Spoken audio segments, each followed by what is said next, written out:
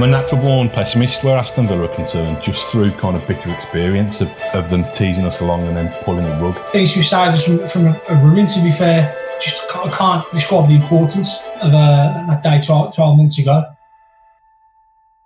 Well, the whole run of games, to me, seems just like one big, massive 10-match long single game. How did that happen? And I guess, obviously, the very easy answer to say is that Jack Grealish comes back and all of a sudden we're actually quite good at football again. The way he comes back, captain's armband, you're the poster boy of this club anyway, you go out there and lead us to promotion. I spoke to his dad, Kev, and he said, Jack phoned me, and I picked the phone up. He said, right, Jack? He said, yeah, Dad, man like Jack. And Kev was like, what are you going on about, Jack? He said, man like Jack? He said, Jack, what are you going on about? I don't know what you're talking about. He said, man like Jack, I'm the man. I've been given the captaincy. I'm going to captain Aston Villa. And Kev was like, what the didn't you just say that?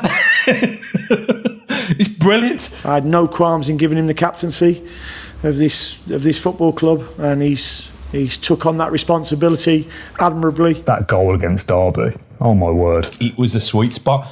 And it wasn't by chance. You know, he scored that volley against Cardiff, didn't he? With hindsight, you can look back on a few different moments and think, oh yeah, that was a massive deal, because it was Birmingham as well and it was such a big deal. It's just from then on, pretty much nothing goes wrong. You do wonder what a moment that was in terms of galvanising and uniting the dressing room and the fan base together. So I think that was pivotal. If you'd have said to me after that game when they won 1-0 and Jack scored the winner against Blues, is this the springboard for Villa to win promotion? I probably wouldn't have said so then, but looking back at it now, I think that was a really important moment along the journey. Yeah, I think the importance of that Sheffield Wednesday result away at Hillsborough can't be understated, and to be there would have been absolutely magical, I'm telling you. There was just a steady momentum, but not once until the final whistle blew at Wembley did I think that is the moment that's convincing me Aston Villa are going up. It's got to be Rotherham away. I looked at the table as the game was being played out, and Rotherham just equalised. Down to 10 then, Ming's just been sent off. I'm thinking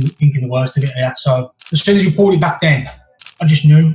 That was when it clicked. That's when the penny dropped, thinking, you know what, we're riding in some multi-wave here.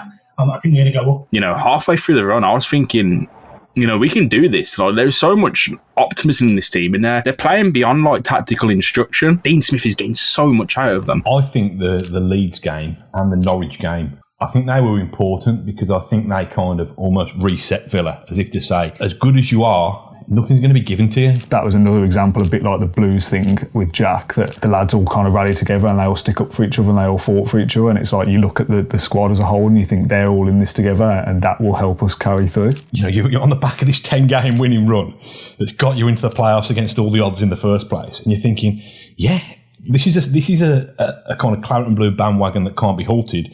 And then Glenn Whelan gets dispossessed within, 5 minutes of the home leg against West Brom. And you're thinking, oh, there you are, Villa. Okay, I remember you. Like how much actually hung on the balance of just fate, literal fate. You know, you have that Jed Steer save from Jay Rodriguez. If that doesn't happen, Villa are still in the Championship now. I think Albion shot themselves in the foot because I think they tried to introduce these spoiling tactics. They were happy to go back to the Hawthorns with a 1-0 win. All of a sudden, Villa, there was a feeling amongst Villa that you're not going to do that. You're not going to behave like that. Kind of, this is our manner. Just a little moment, isn't it? Little flash points.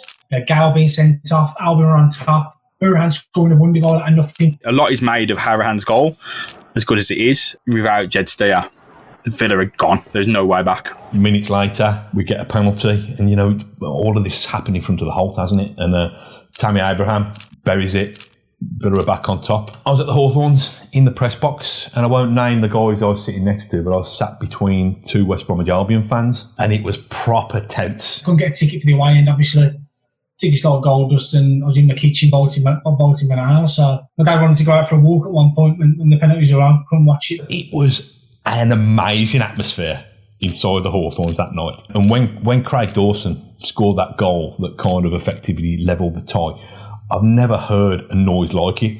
It was horrible. It was absolutely horrible. Even when Albion were a man down, I think it was, let's just get this to penalties. You know, as horrible as that prospect is, let's get it to penalties, and we'll take our chances there. One kick away from the Premier League. You're thinking one kick one kick wrong and you're done. But thankfully, Jed Steer's there, isn't it? Villa have got the psychological edge here, and I think we might go on to do it. Football's all about kind of fine lines. What can I do to have that little psychological advantage? In terms of staring people out, he owned it, didn't he? A lot of preparation went into it, a lot of rehearsals, even the fact that Jed Steer would pass the ball to our players before they went and took the penalty. So, you know, you have to put in that work, and it worked for us today. Credit to West Brom, you know, there were 2 tough games. They made it very difficult for us in both games, but I think we've deserved it. We knew that if we got through, we were playing Derby in the final, and I always just kind of felt that we'd win if it was against Derby. It just reminds me going down to Wembley, it's like going to a big wedding for me. I was out there for a big day, you meet all your friends, all your family, and for me, in the end, it was like Villa getting married back to the Premier League or something. Do you know what I mean? Just felt like that, the atmosphere going to a wedding. Everyone's smiling faces, everyone's there for a good day out. Everyone said it would be a Leeds-Villa final, and the fact that it wasn't gave Villa such a psychological edge. And, you know, it is a shame for Derby. It's the last man standing when it comes to playoffs, and unfortunately, one of the last men that should be standing is my beloved football club. So you can say all you want about how good Frank Lampard's Derby were. It weren't enough to beat Villa in the playoff final, and I think that is because a lot of Derby's effort was spent in overturning kind of the storyline. I think it was almost if Derby had been sleepwalking through it all. You got the sense that Derby had frozen a little bit in the way that Villa did the previous year. I just thought, I hope that we're all right about these boys, that they're not going to make us feel like that again. And knowing that Jack was there the year before, and Connor and a few other players, I just felt that hopefully they're feeling this same emotion that I don't want to feel as bad as I did 12 months ago, and I'm going to do everything I can to make sure we win today. Apart from the Almo cross to El Ghazi and it kind of bounced off the back of his shoulder blades into the goal, apart from that, there wasn't a great deal of, chance creation from our side. The McGinn goal, for me, was a real double-take moment, and as glorious and euphoric as the celebrations were, it was also a bit of, when you'd stop jumping up and down, there's scratching your head thinking, has that just happened? He kind of looked back at his teammates and then back towards the Villa end, and then back towards his teammates, then back towards the Villa end again, and it's just like, can you imagine what it must be like to score a goal of such importance, and you're running away and seeing, 40,000 Claret and Blue fans going absolutely mental, and you look back at your teammates and you're probably thinking, have I just done that? It must be such an incredible feeling. 99 times out of 100, you change the keeper, you're not getting the ball because they've got gloves, they've got hands, they can use hands. Certain things happened in a certain way that ultimately led Villa to be promoted back to the Premier League, and things, if anything was slightly different, none of that potentially happens. Like in any final, like in any big game, it's the last 15 minutes when they pile it on is the most nerve-wracking, isn't it? Mings goes off and you think,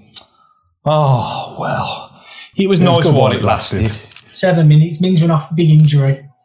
And Courtney Horse come on to partner Turan's AB, and you're thinking, oh, here we go. Although it was very nervous at the time, you still get through it. We still managed to find a way somehow. Eventually get over the line, just sheer relief, wasn't it, amongst everyone, just like, can breathe again now. I don't think there was 90 minutes of elation that was bottled up in those celebrations at the final whistle.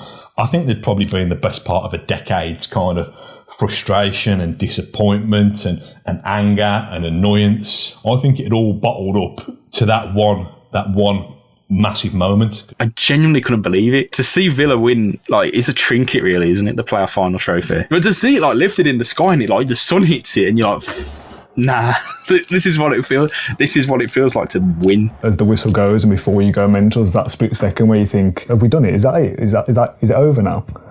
And then you go mental. Back where we belong, and it was. It was a feeling that Aston Villa were back where we belong, and true, typical Aston Villa. They went the scenic route, didn't they? They went the scenic route with as many speed bumps as you could possibly imagine, which probably made it all the more sweeter, didn't it? Thank you, mate. Thank you.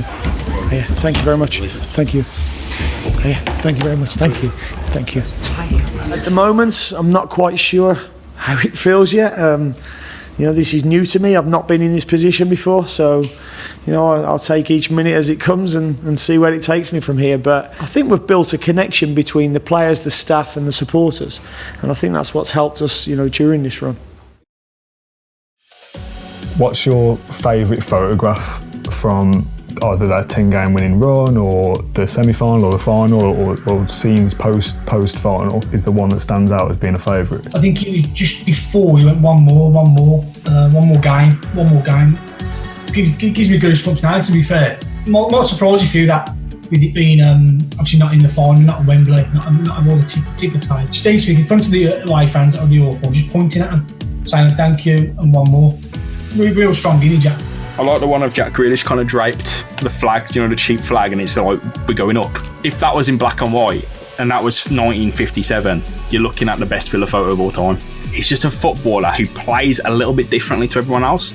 And when I say plays differently, it's like he'll do the mad things like wear those knackered boots. Like, does that happen? Do people do that? And Jack Grealish does. I love looking at the photographs of those battered boots now, because they're almost kind of signify how battered and worn out and tired we all were during the excitement and the twists and turns of that run. It's a significant image now, because those football boots, and you know, give the boy some credit, the kid whose feet were in them have delivered such a I don't know, an iconic moment for our football club. The photo, and it's any kind of variety that I can find of Jack and Dean Smith holding the trophy together. Aston Villa having a nice time out of somewhere for the first time in a decade, pretty much. Villa have got something to shout about. That's what success is. This is what it's like to be a successful club, even if it's just for one day, and there's bad times that will follow that. Just for that one day, that was enough. It's a split two-part image, really.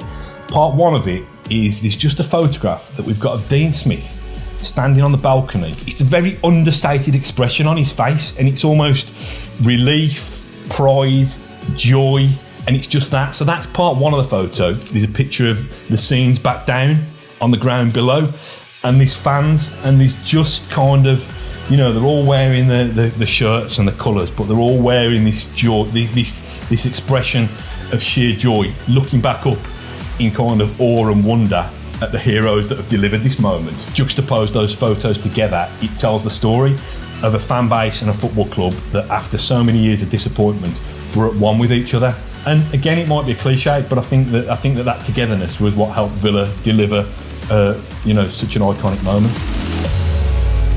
Thank you for listening to Claret and Blue. If you enjoyed today's episode, then please let us know. We love hearing your feedback. We'll be back soon with another episode. Until then, up the Villa.